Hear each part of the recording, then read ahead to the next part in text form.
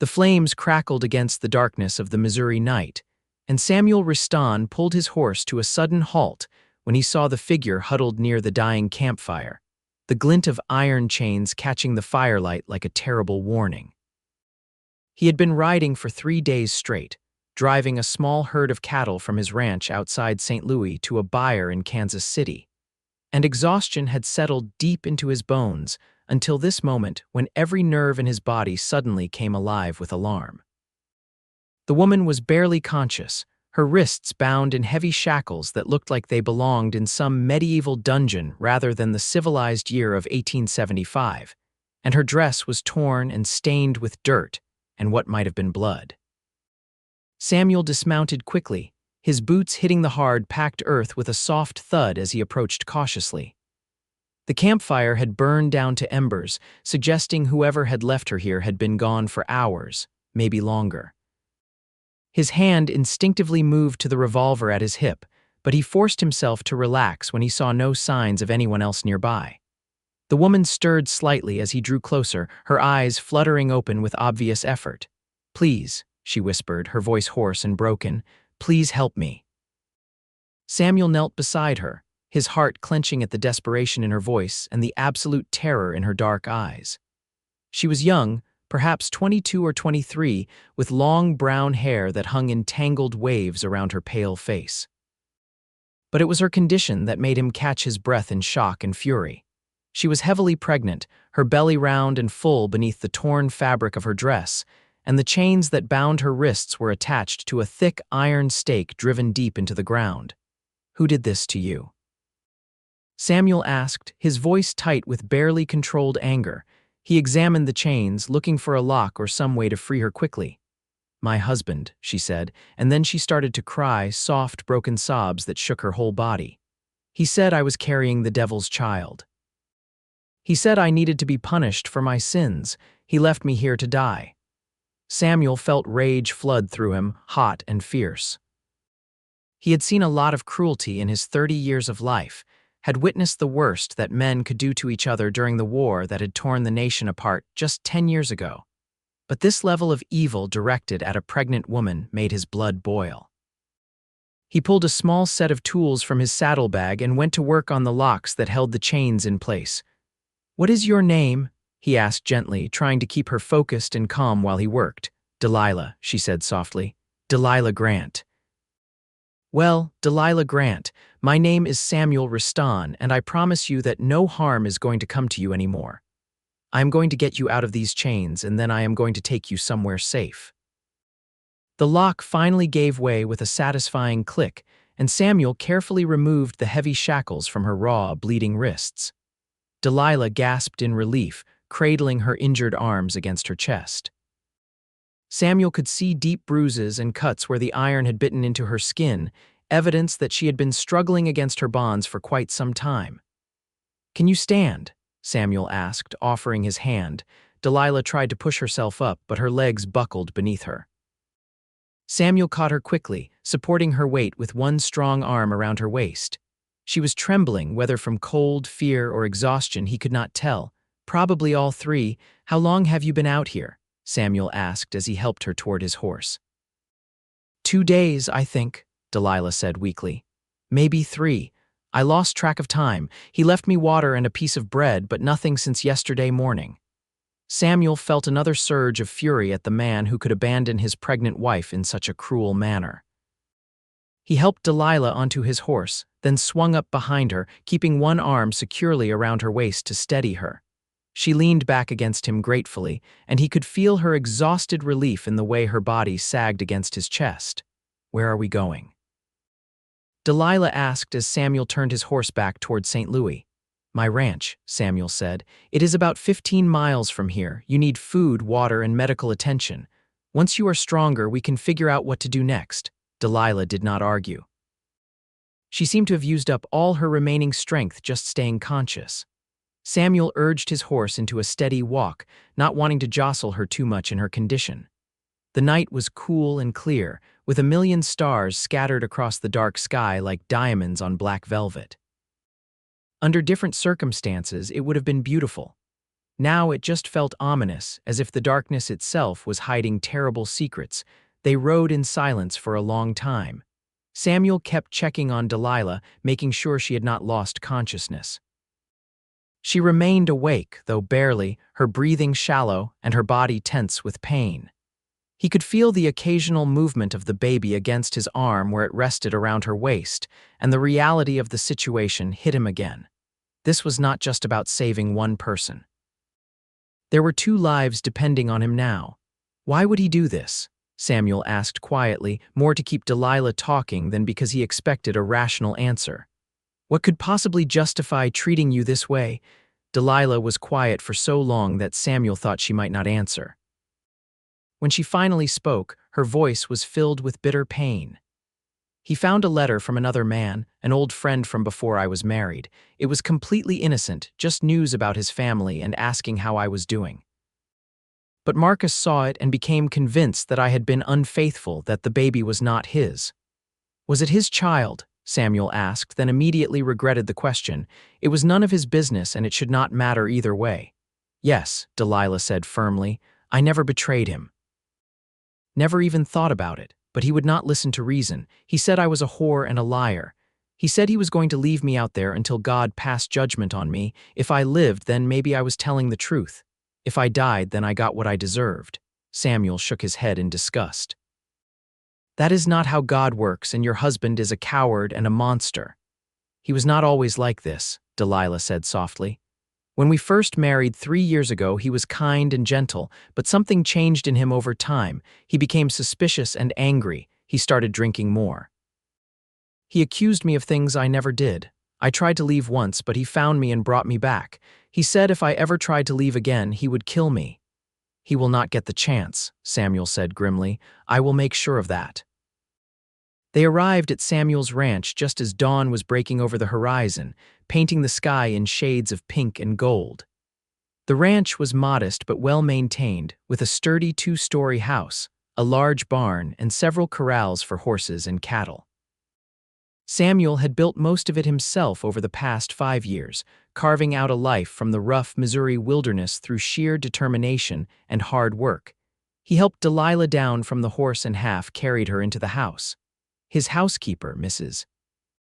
Patterson, was already up and starting breakfast in the kitchen.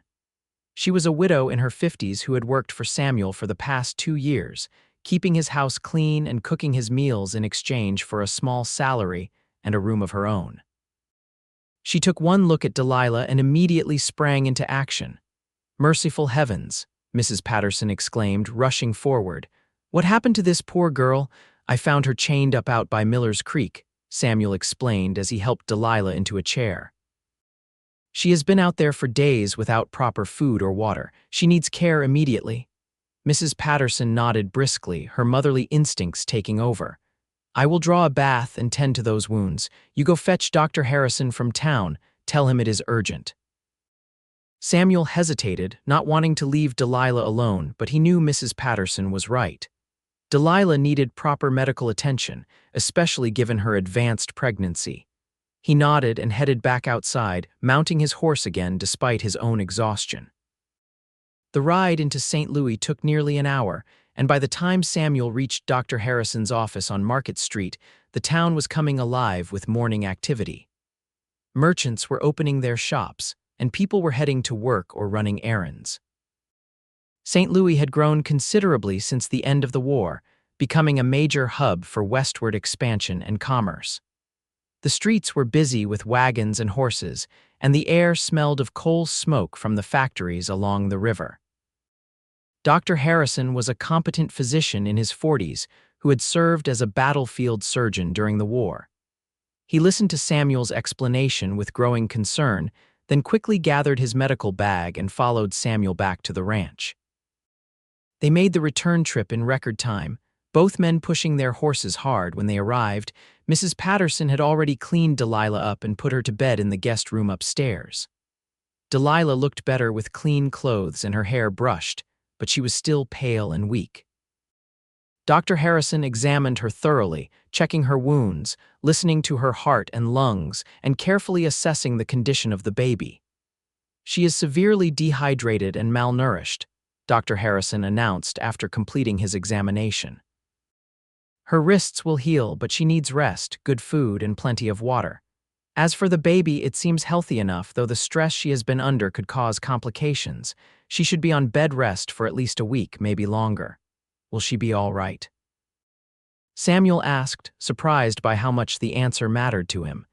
If she gets proper care and nutrition, yes, I believe she will make a full recovery, Dr. Harrison said. The baby should be born in about 6 weeks, assuming everything goes smoothly. I will come back in a few days to check on her progress. After Dr. Harrison left, Samuel sat in a chair beside Delilah's bed. She had fallen into a deep, exhausted sleep, her breathing finally steady and peaceful. Mrs. Patterson brought him coffee and a plate of breakfast, but Samuel found he had little appetite. He kept thinking about what Delilah had been through, about the terror she must have felt being left alone and helpless in the wilderness. Over the next few days, Delilah slowly began to recover. Mrs. Patterson fussed over her like a mother hen, bringing her meals and helping her with everything she needed. Samuel found himself checking on her frequently, often sitting by her bedside and talking with her when she was awake. He learned that she had grown up in St. Louis, the daughter of a store clerk who had died of fever when she was 17. She had married Marcus Grant a year later, hoping for security and companionship, but had found only isolation and cruelty instead. I should have left him sooner, Delilah said one afternoon as she sat propped up in bed, looking stronger but still fragile. I knew things were getting worse, but I kept hoping he would change back into the man I thought I married. I was a fool. You were hopeful, Samuel corrected gently. There is nothing foolish about wanting to believe the best of someone you loved. Do you have a wife? Delilah asked suddenly, looking at Samuel with curious eyes. I realize I know almost nothing about you except that you saved my life. Samuel shook his head. No wife. I was engaged once before the war, but she married someone else while I was away fighting. By the time I came home, she had moved to California with her husband. I decided to focus on building my ranch instead of looking for romance.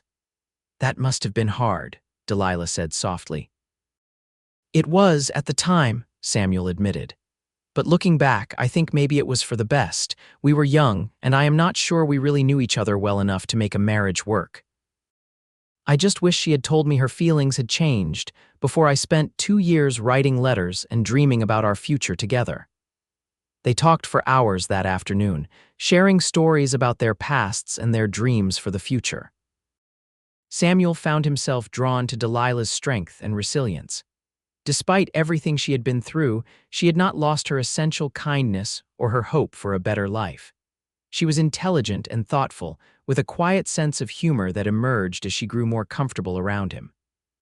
As the days passed, Delilah grew stronger.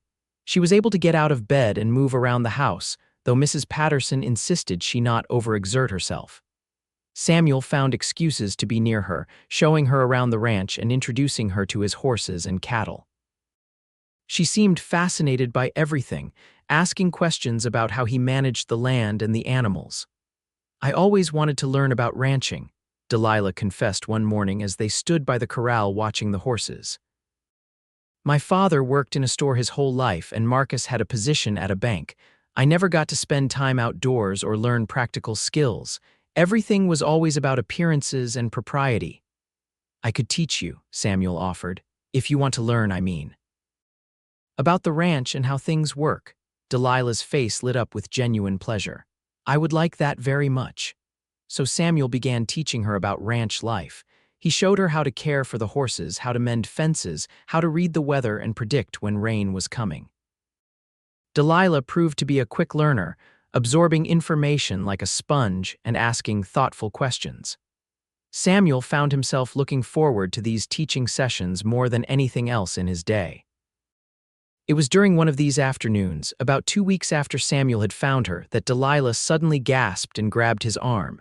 Samuel's heart jumped with alarm. What is wrong? Is it the baby? He asked urgently. Delilah smiled and shook her head. No, nothing is wrong. The baby just kicked really hard. Here, feel. She took his hand and placed it on her belly. Samuel felt strange and awkward at first, but then he felt it, a distinct movement beneath his palm. The baby was moving, pushing against the walls of its temporary home. Samuel looked up and met Delilah's eyes, and something passed between them in that moment, something warm and significant that neither of them could quite name.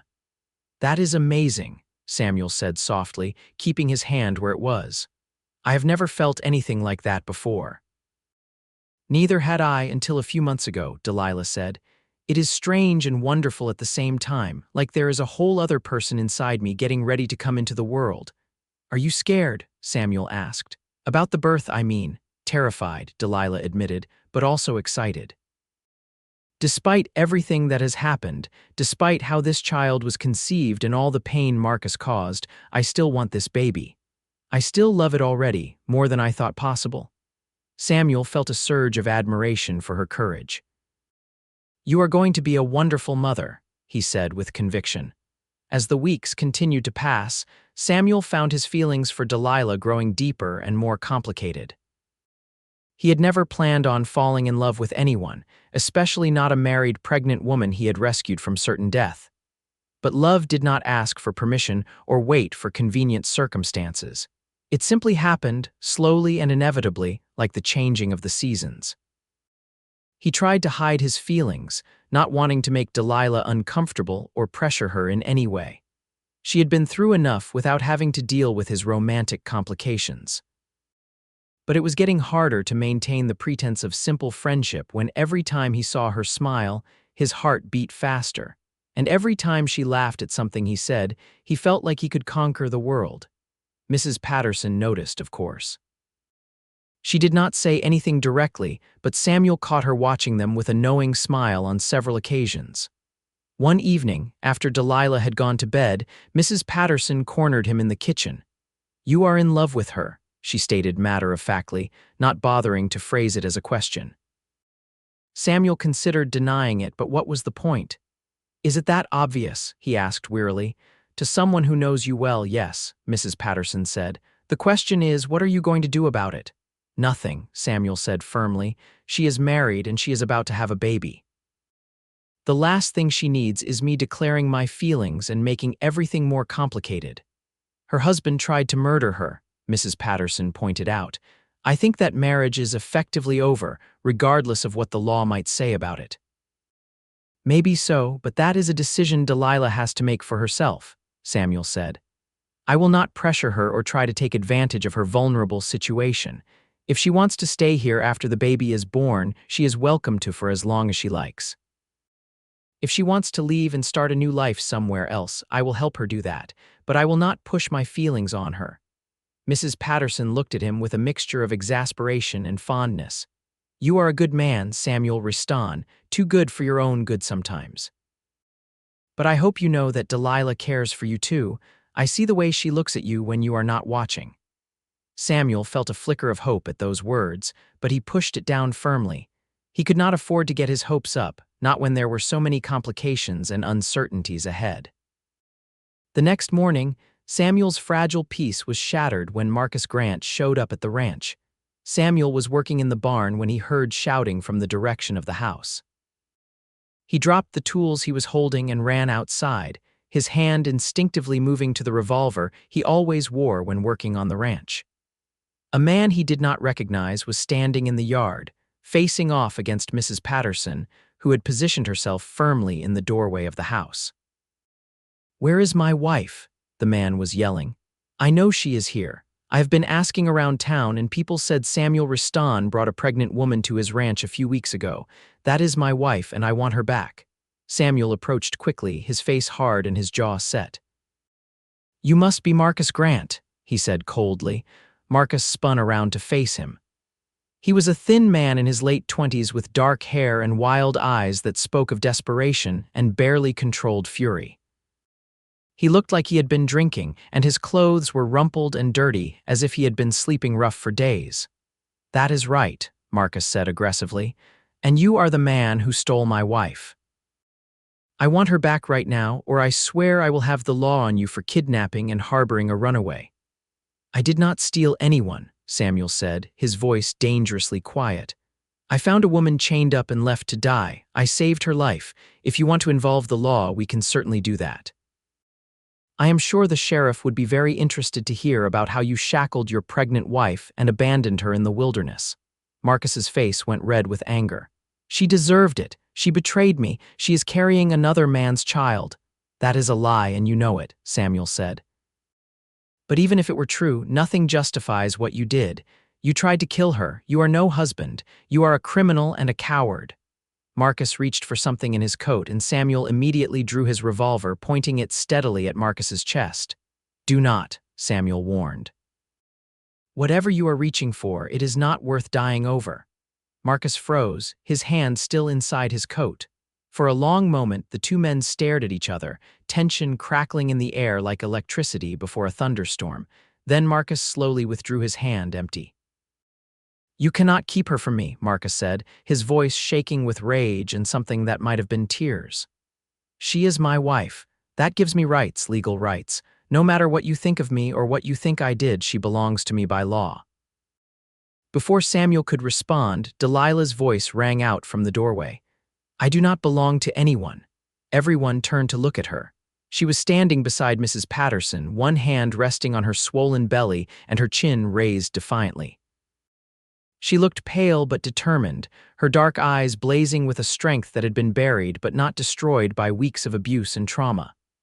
"Delilah, honey," Marcus said, his voice suddenly changing to a sickly sweet tone that made Samuel's skin crawl. "Come home with me. I am sorry for what I did." "I was not thinking straight. I was just so hurt by what you did, but I forgive you. We can start over, just come home." "No," Delilah said firmly. "I am never coming back to you, Marcus. What you did was unforgivable. You left me to die. You left your own child to die. I will never trust you again, and I will never let you near me or my baby." "Our baby," Marcus insisted desperately. "It is our baby, Delilah. I know I made a mistake, but you have to give me another chance. I am your husband." "You lost any claim to being my husband when you put those chains on my wrists," Delilah said, her voice shaking but resolute. "I want a divorce, Marcus. I am going to go to a lawyer and end this marriage legally. And if you ever come near me again, I will tell everyone what you did. I will testify in court if I have to. You will go to prison for attempted murder." Marcus's face contorted with fury. "You cannot divorce me. I will never agree to it. You will always be my wife, no matter what some lawyer says." "Then I will leave Missouri," Delilah said. "I will go somewhere you cannot find me, and I will build a new life where you have no power over me." "I will find you," Marcus threatened. "No matter where you go, I will find you. You cannot escape me." Samuel had heard enough. He took a step forward, his revolver still pointed at Marcus. "You need to leave now," he said in a tone that brooked no argument. "Get off my property and do not come back. If I see you anywhere near this ranch again, I will have you arrested. And if you so much as send a letter to Delilah or try to contact her in any way, I will make sure every person in St. Louis knows exactly what kind of man you are." Marcus looked between Samuel and Delilah, his face a mask of impotent rage. For a moment, Samuel thought he might actually try something stupid, but then Marcus seemed to deflate, all the fight going out of him at once. "This is not over," Marcus said, but his voice lacked conviction. "You have not heard the last of me." He turned and walked away, climbing onto a tired-looking horse and riding off without looking back. Samuel kept his revolver drawn until Marcus was completely out of sight, then finally lowered the weapon and turned to Delilah. She had sagged against the doorframe, all her defiant strength suddenly deserting her. Samuel rushed forward and caught her before she could fall, guiding her back into the house and helping her to a chair. Mrs. Patterson hurried to get water and smelling salts. "I am sorry," Delilah said weakly. "I did not mean to cause trouble for you. Maybe I should leave. Maybe I should go somewhere else where Marcus cannot find me and drag you into our problems." "You are not going anywhere," Samuel said firmly, kneeling beside her chair and taking her hand in his. "This is your home for as long as you want it to be. Marcus is the one who should be running away and hiding, not you. You did nothing wrong." "But he was right about one thing," Delilah said miserably. "I am still legally his wife. As much as I hate it, as much as I want it to be over, the law sees me as his property. If he decides to make trouble, he could cause real problems for you for harboring me." "Let him try," Samuel said. "I have friends in St. Louis, people who know me and trust me. If Marcus wants to make this a legal battle, he is going to lose, especially once word gets out about what he did to you.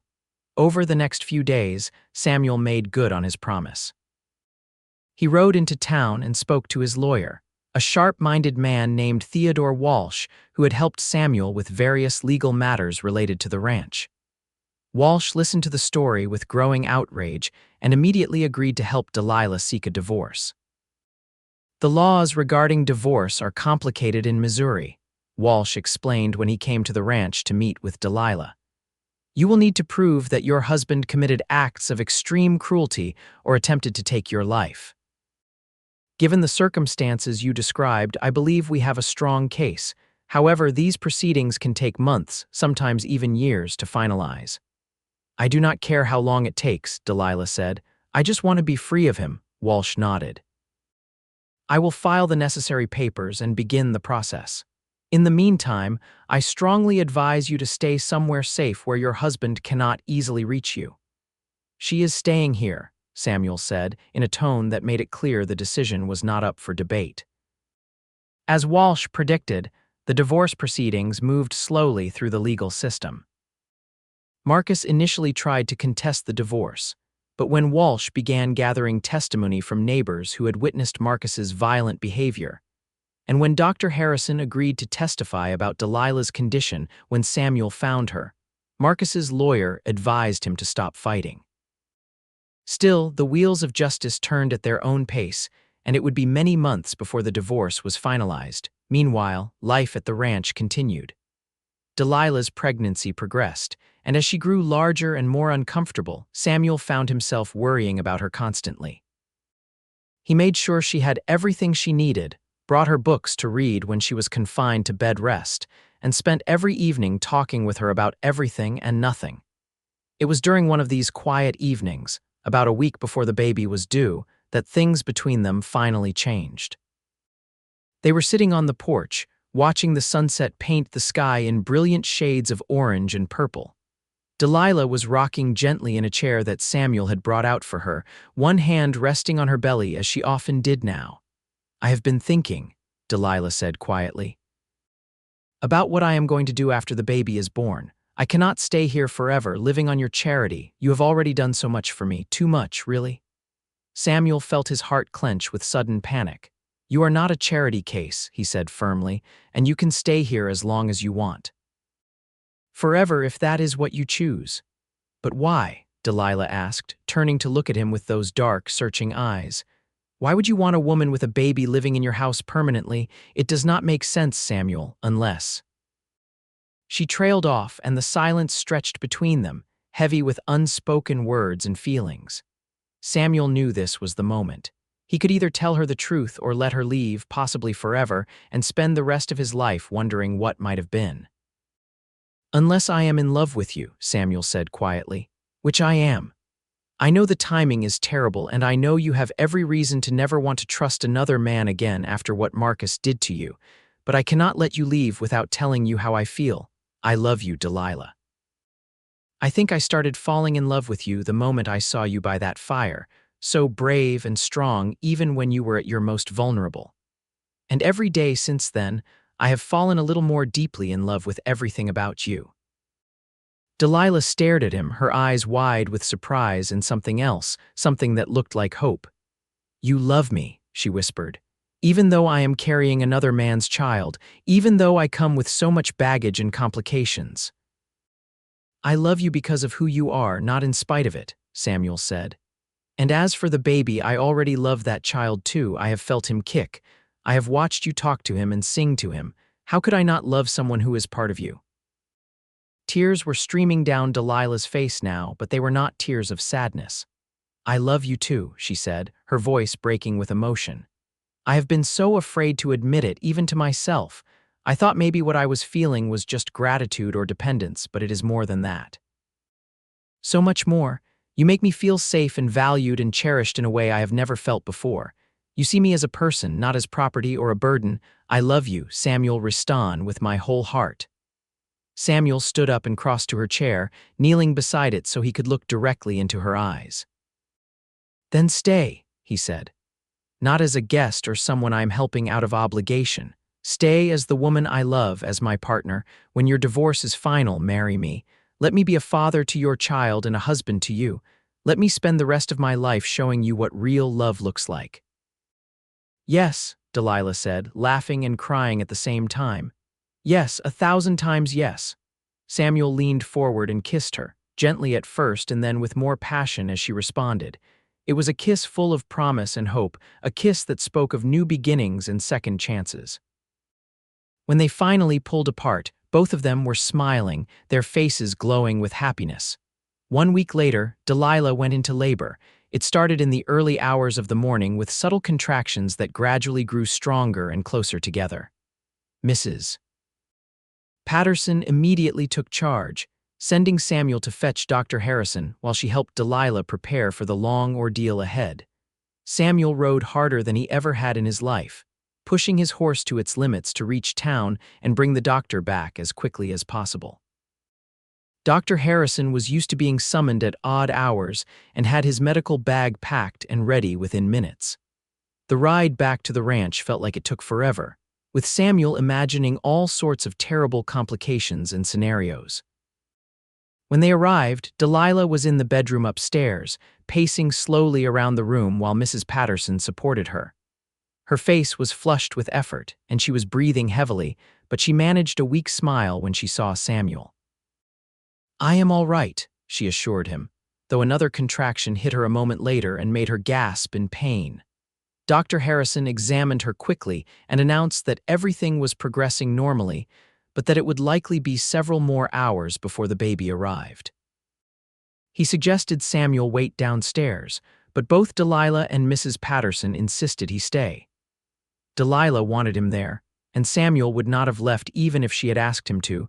The hours that followed were some of the longest and most difficult of Samuel's life.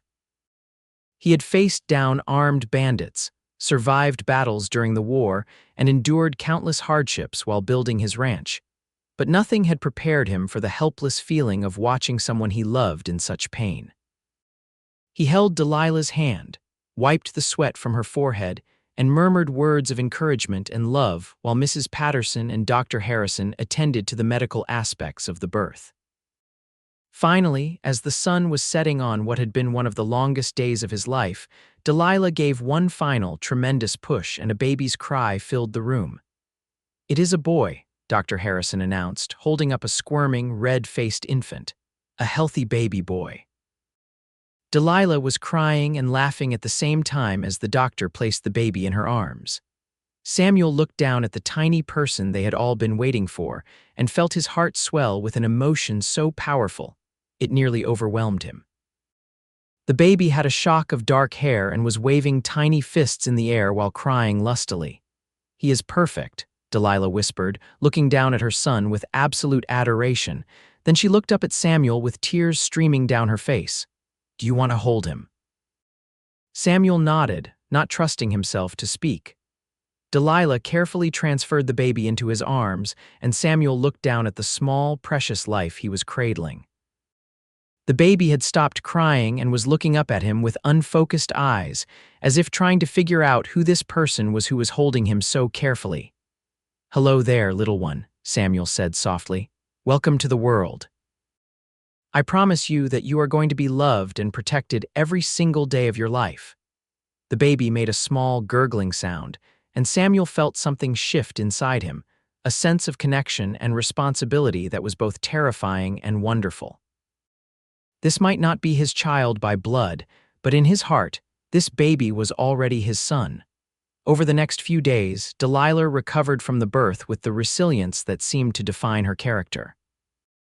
She named the baby Daniel, which meant "God is my judge," a name that felt appropriate given the circumstances of his birth. Samuel fell completely in love with little Daniel, spending hours holding him and marveling at every small sound and movement the baby made. Mrs. Patterson was in her element, fussing over both Delilah and the baby with motherly devotion. The house that had once been quiet and orderly was now filled with the sounds of a baby crying, Delilah singing lullabies, and Samuel laughing at Daniel's expressions. It was chaotic and exhausting and absolutely wonderful. As the weeks turned into months, the small family settled into a comfortable routine. Samuel continued running the ranch while also helping care for Daniel whenever he could. Delilah slowly regained her strength and began taking on more responsibilities around the house. She also continued learning about ranching from Samuel, bringing Daniel along in a sling so she could keep him close while working. The divorce proceedings continued to drag through the legal system, but Marcus seemed to have given up fighting them. According to Theodore Walsh, Marcus had left St. Louis and was rumored to be working in Kansas City. No one had seen or heard from him in months, and Samuel hoped it meant they had seen the last of him. It was a warm spring afternoon, almost a year after Samuel had found Delilah by that campfire, when Theodore Walsh rode up to the ranch with news. "The divorce has been finalized," Walsh announced, handing Delilah an official-looking document. "You are no longer married to Marcus Grant. As of today, you are a free woman." Delilah stared at the paper in her hands, her eyes filling with tears. "It is really over?" she asked. "I am free." "Completely free," Walsh confirmed. Marcus signed the final papers last week. He even agreed to waive all parental rights to Daniel. As far as the law is concerned, he has no claim to either of you. After Walsh left, Samuel found Delilah sitting in the garden behind the house, still holding the divorce decree and crying softly. Daniel was sleeping peacefully in his cradle beside her, one tiny hand curled into a fist near his face. "Why are you crying?" Samuel asked gently, sitting down beside her. "This is good news." "I know," Delilah said, wiping at her eyes. "These are happy tears. I just cannot believe it is really over. For so long, I felt like Marcus had this hold over me, like I would never really be free of him. But now I am. I can finally move forward with my life." Samuel took her hand in his thumb stroking gently across her knuckles. "Does that mean you are ready to move forward with me?" he asked. "My proposal still stands, Delilah. I want to marry you. I want to adopt Daniel and give him my name. I want us to be a real family, legally and in every other way." Delilah looked at him with such love in her eyes that Samuel felt his breath catch. "I have been ready to marry you since the night you first told me you loved me," she said. "I am just sorry you had to wait so long." "You were worth the wait," Samuel said, leaning in to kiss her. "You will always be worth the wait." They were married a month later in a simple ceremony at the small church in St. Louis. Mrs. Patterson served as a witness and cried happy tears throughout the entire service. Delilah wore a simple white dress that Mrs. Patterson had helped her sew, and Samuel wore his best suit. Daniel attended the ceremony as well, dressed in a tiny outfit that made him look impossibly adorable, though he slept through most of the proceedings. The ceremony was brief but meaningful, with both Samuel and Delilah speaking vows they had written themselves. Samuel promised to love and cherish Delilah for the rest of his days, to be a faithful husband and a devoted father to Daniel. Delilah promised to be Samuel's partner in all things, to support him and love him through whatever challenges life might bring. When the preacher pronounced them husband and wife, Samuel kissed his bride with such tenderness and joy that several people in the small congregation sighed romantically.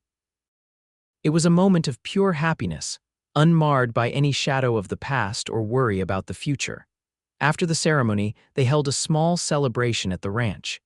Samuel had invited several neighbors and friends from town, and Mrs. Patterson had prepared a feast. There was music and dancing and laughter, and for the first time in longer than she could remember, Delilah felt completely, genuinely happy. As the party wound down and the last guests departed, Samuel and Delilah stood together on the porch, watching the sun set. Daniel was asleep inside, being watched over by Mrs. Patterson. It was just the two of them, husband and wife, looking out at the land they would build their future on together. "Can you believe how much has changed in a year?" Delilah asked, leaning against Samuel's shoulder. "This time last year, I thought I was going to die alone and forgotten. I never imagined I would end up here, married to a wonderful man and mother to a beautiful child." "I can hardly believe it myself," Samuel admitted. "When I saw you by that fire, I just wanted to help someone in trouble. I never expected to fall in love, but I am so grateful I did. You and Daniel have made my life complete in ways I did not even know were missing." "I love you," Delilah said, turning to face him fully. I know I say it all the time, but I want you to really hear it. You saved my life in every possible way. You gave me hope when I had none. You showed me what real love looks like. You are the best man I have ever known." Samuel pulled her close, wrapping his arms around her and holding her tight against his chest. "I love you too," he said. "More than words can express. You and Daniel are my whole world now." The first year of their marriage was both challenging and wonderful. Adjusting to life as a family took some work, especially as Daniel grew from a helpless infant into a curious, active toddler. But Samuel and Delilah faced every challenge together, supporting each other and growing stronger as a couple with each passing month. Samuel formally adopted Daniel, giving him the Reston name and all the legal rights of a son. He never thought of Daniel as anything other than his child, and Daniel grew up calling him Papa from the moment he started talking. Samuel taught Daniel to ride a horse before he could barely walk, and Daniel developed his father's love for the ranch and animals. Mrs.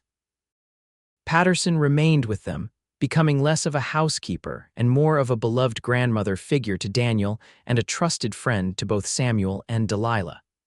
She often joked that she had helped raise 3 generations of children and was not about to stop now. 2 years after their wedding, Delilah discovered she was pregnant again. This time, the pregnancy was met with joy and excitement rather than fear and uncertainty. Samuel was attentive and protective, perhaps even more so than necessary, but Delilah found his concern endearing rather than suffocating. Their daughter, Sarah, was born on a crisp autumn morning in 1878, arriving quickly and easily compared to Daniel's dramatic entrance into the world. She had Delilah's dark eyes and Samuel's stubborn chin, and from the moment she was born, she had her father wrapped around her tiny finger.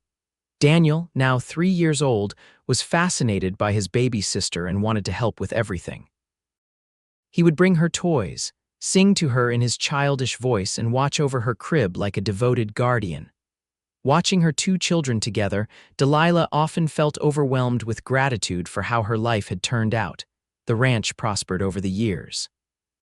Samuel's hard work and careful management paid off, and they were able to expand their holdings and increase their herd. Delilah proved to be a natural at ranching, with a good head for business and a talent for negotiating with buyers. She and Samuel became true partners in every sense of the word, making decisions together and supporting each other's ideas. As the years passed, more children joined the family. Another son, Thomas, was born in 1880, followed by twin girls, Emma and Elizabeth, in 1883. The house that had once been quiet and empty was now constantly filled with noise, laughter, and the chaos of a large, happy family. Daniel grew into a strong, responsible young man who shared his father's love for the land and animals. He never asked about his biological father, and Samuel never told him the full story of how he came into their lives. As far as Daniel was concerned, Samuel was his father in every way that mattered, and that was all the truth he needed. Sarah developed a passion for horses and spent most of her free time in the stables, much to Samuel's delight. Thomas was quieter and more introspective, preferring books and learning to physical labor, though he did his share of work around the ranch without complaint. The twins were identical in appearance but opposite in personality, with Emma being bold and adventurous while Elizabeth was cautious and thoughtful. Through all of it, Samuel and Delilah's love for each other only grew stronger. They had weathered hardships together, celebrated triumphs, raised children, and built a life that neither of them could have imagined in those dark days when Samuel first found Delilah in chains by the fire. On their 10th wedding anniversary, Samuel gave Delilah a beautiful locket containing pictures of all 5 of their children. She cried when she opened it, overcome with emotion at the tangible reminder of the family they had created together. "Do you ever regret it?" Samuel asked that evening as they sat together on the porch, a tradition they had maintained throughout their marriage. Taking a chance on a pregnant woman with a traumatic past and a complicated situation, Delilah looked at him like he had lost his mind. "Regret it?" "Samuel, you gave me everything. You gave me safety, love, a home, a family. You gave me a life worth living. How could I possibly regret any of it?" I just want to make sure you are happy, Samuel said, that you do not ever feel trapped or like you settled for less than you deserved. I am happier than I ever dreamed possible, Delilah said firmly. You are not less than I deserved. You are more than I ever dared to hope for. Every single day I thank God that you rode past that campfire, that you chose to stop and help instead of riding on. You saved my life, Samuel, but more than that, you gave me a reason to want to live. Samuel pulled her close, breathing in the familiar scent of her hair. You saved me too, he said softly. I did not realize how lonely I was until you came into my life. You and the children have given me more joy and purpose than I ever had before. As the years continued to pass, the Reston family became well known and respected in the St. Louis community. Samuel and Delilah were known for their generosity, often helping neighbors in need and supporting community projects. They raised their children with love and discipline, teaching them the value of hard work, kindness, and integrity. Daniel grew up and eventually took over much of the day-to-day operation of the ranch, allowing Samuel to slow down a bit as he entered his 50s. Daniel married a schoolteacher from town named Rebecca, and they had 3 children of their own, making Samuel and Delilah grandparents. Sarah shocked everyone by becoming one of the first female veterinarians in Missouri, studying under Dr. Harrison before going to a veterinary college in the East. She returned to St. Louis with her medical degree and opened a practice treating animals, quickly gaining a reputation for her skill and compassion. She eventually married a fellow veterinarian and they practiced together, though Sarah never stopped visiting the ranch regularly. Thomas became a teacher and later a professor of literature at a university, fulfilling his love of learning and books. He married a woman who shared his intellectual interests, and they had 2 daughters who inherited their parents' love of reading. Emma and Elizabeth, despite their different personalities, remained close throughout their lives. Emma married a railroad engineer and traveled extensively, sending long letters home describing her adventures. Elizabeth married a local merchant and settled in St. Louis, staying close to home and raising 4 children. Through all these changes and milestones, Samuel and Delilah remained the steady center of the family. They were the ones everyone came to for advice, comfort, and wisdom.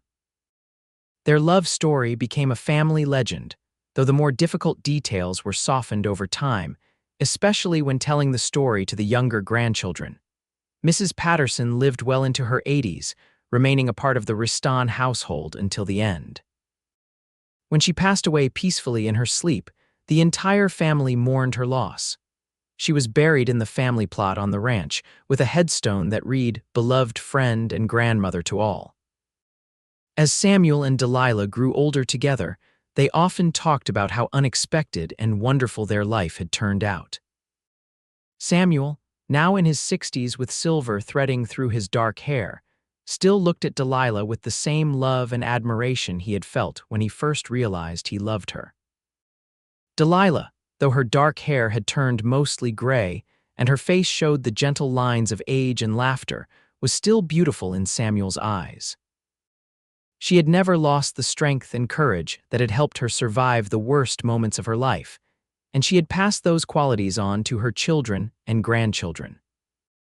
One evening, more than 30 years after Samuel had first found Delilah, they sat together on their porch, watching the sunset as they had done countless times before. Their children were grown and mostly scattered, pursuing their own lives and dreams. The ranch was quieter now, though they still kept a small herd of cattle and horses, more out of habit than necessity.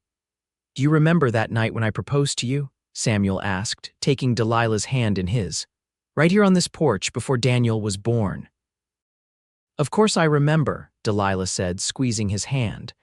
"I remember every important moment we have shared together. That night changed my life." "Mine too," Samuel said.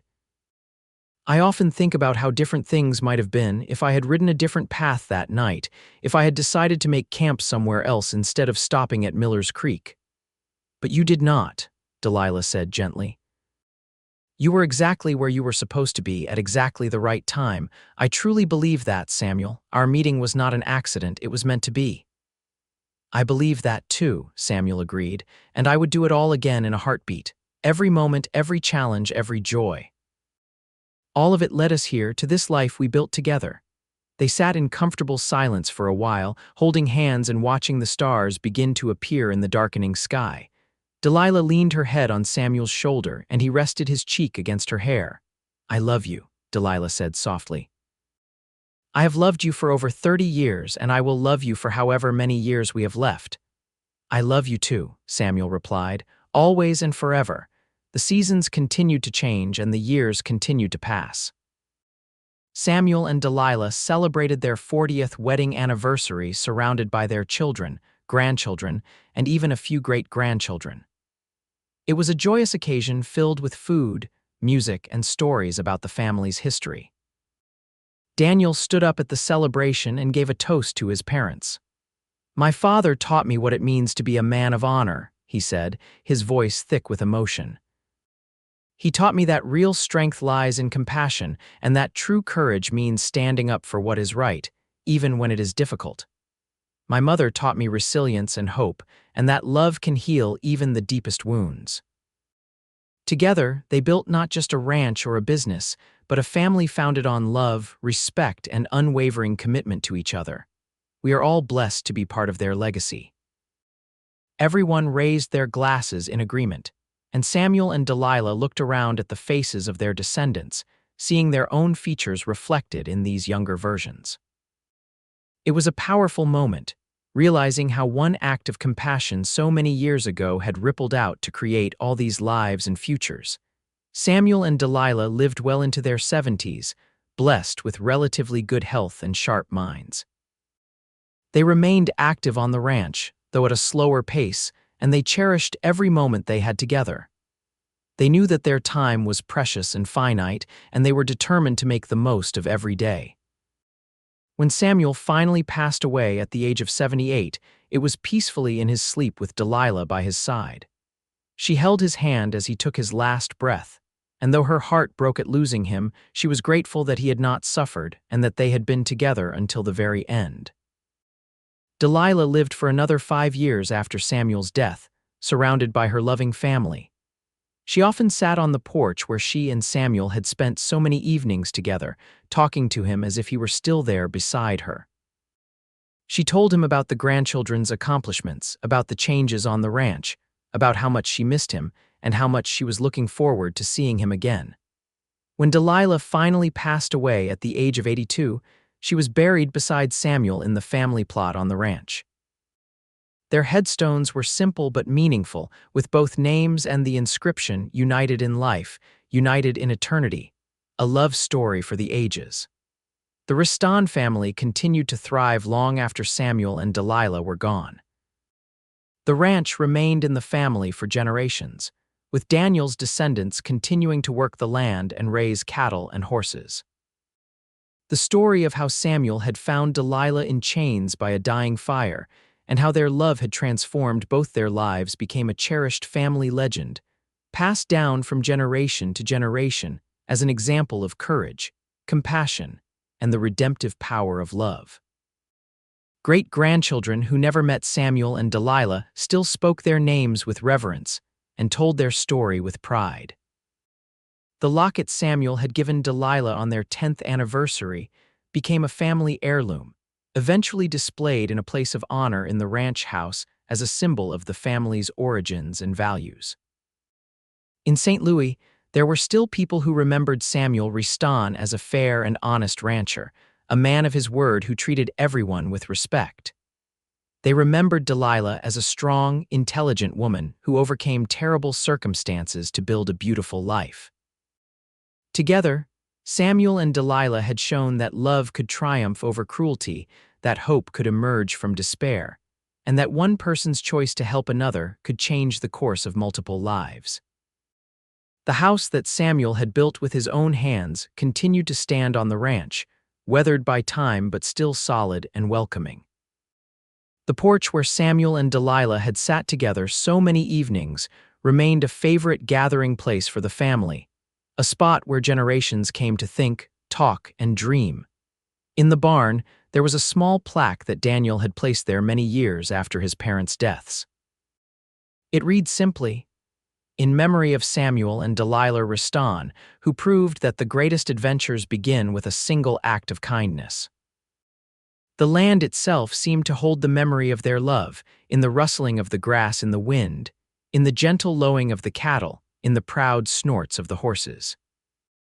Anyone who visited the ranch could feel something special about the place, a sense of peace and rightness that came from being built on a foundation of genuine love and commitment.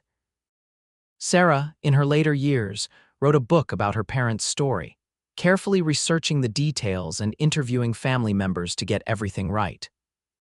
The book was never published commercially, but copies were made for every member of the Reston family, ensuring that future generations would know the full story of their remarkable ancestors. In the book, Sarah wrote, "My father once told me that he was just in the right place at the right time, that anyone would have done what he did when they found my mother that night. But I know better. Not everyone would have stopped. Not everyone would have cared. Not everyone would have opened their heart and home to a stranger in need. My father was special and my mother was special, and together they created something even more special. A family built on love, respect, and the belief that every person deserves dignity and kindness." The legacy of Samuel and Delilah Reston lived on not just in their descendants, but in the values they instilled and the example they set. They had shown that it was possible to overcome even the worst circumstances, that love could heal the deepest wounds, and that family was not just about blood but about choice and commitment. Years turned into decades, and the world changed dramatically. The wild frontier that Samuel and Delilah had known gradually disappeared, replaced by modern towns and cities. Technology advanced, bringing automobiles, telephones, and eventually computers and the internet. But through all these changes, the essential truths that Samuel and Delilah had lived by remained constant: love, courage, kindness, and the willingness to help others. The ranch eventually ceased to be a working cattle operation, though the land remained in the family. Some of the buildings were converted into a small museum dedicated to preserving the history of early Missouri ranching, with a special exhibit devoted to Samuel and Delilah's story. School groups visited regularly, and children learned about what life was like in the 1870s and 1880s. The porch where Samuel had proposed to Delilah was carefully preserved and became a popular spot for wedding proposals, with descendants of the Reston family often choosing that exact location to continue the tradition of love that Samuel and Delilah had started so many years before. On the anniversary of the day Samuel had found Delilah, the family held a gathering at the ranch, bringing together Restons from across the country and even around the world. It was a celebration not just of Samuel and Delilah, but of the entire family they had created, a family that now numbered in the hundreds, with members working in every conceivable profession and living in dozens of different places. At one of these gatherings, Daniel's great-great-grandson, a young man who bore a striking resemblance to Samuel, stood up to speak. "I never met my great-great-great-grandparents," he said, looking around at the assembled family members. "But I feel like I know them through all the stories I have heard and through the values they passed down through the generations. They taught us that who we are is defined not by our worst moments, but by how we respond to them. They taught us that love is a choice we make every day, not just a feeling we have. They taught us that family is the most important thing we will ever build. As we go forward into an uncertain future, let us remember their example and strive to live up to the legacy they created." There was not a dry eye in the crowd as the family members nodded in agreement. They all felt connected to Samuel and Delilah, even those who had never known them personally. The story of the pregnant woman found in chains by the fire and the cowboy who freed her and took her home had become more than just a family anecdote. It had become a founding myth, a reminder of the best of human nature and the transformative power of compassion. The spot where Samuel had found Delilah all those years ago was marked with a simple stone monument. The inscription read, "On this spot in 1875, 2 lives intersected and changed forever." May we all have the courage to help those in need and the wisdom to recognize that sometimes the greatest adventures begin with a single act of kindness. People who were not even related to the Reston family sometimes visited the spot, drawn by the story and inspired by its message. Some came seeking hope in their own difficult circumstances. Others came simply to pay tribute to a love story that had transcended time and touched so many lives. As the sun set on another day at the Reston Ranch, the lengthening shadows seemed to hold the ghosts of Samuel and Delilah, still sitting on their porch, still holding hands, still whispering words of love to each other. The wind rustled through the trees they had planted, and somewhere in the distance, a horse whinnied softly. The story of Samuel and Delilah Reston was complete, their lives fully lived and their legacy secure. They had started with nothing but hope and determination, and they had built an empire of love that would last for generations. Their story proved that even in the darkest moments when all seems lost, there is always the possibility of redemption, always the chance for a new beginning, always the hope that someone will care enough to stop and help. In the end, that was the true legacy of Samuel and Delilah Reston. Not the ranch they built or the fortune they accumulated, but the simple truth that one person's kindness can change the world, one life at a time. Their love story began with chains and fire, with fear and desperation, but it ended with freedom and light, with hope and joy, proving that the human spirit is capable of incredible resilience, and that love, true love, can overcome anything. The Reston family continued to flourish, carrying forward the values and lessons Samuel and Delilah had taught them. Every generation added its own chapters to the family story, but they all traced their roots back to that fateful night in 1875 when a cowboy named Samuel Reston rode past a dying campfire and chose to stop, chose to care, chose to help a stranger in desperate need. And in making that choice, he changed not just one life but countless lives, creating a ripple effect of love and compassion that would echo through time long after both he and Delilah had passed from this world into the next. Their story was not just a love story, though it was certainly that.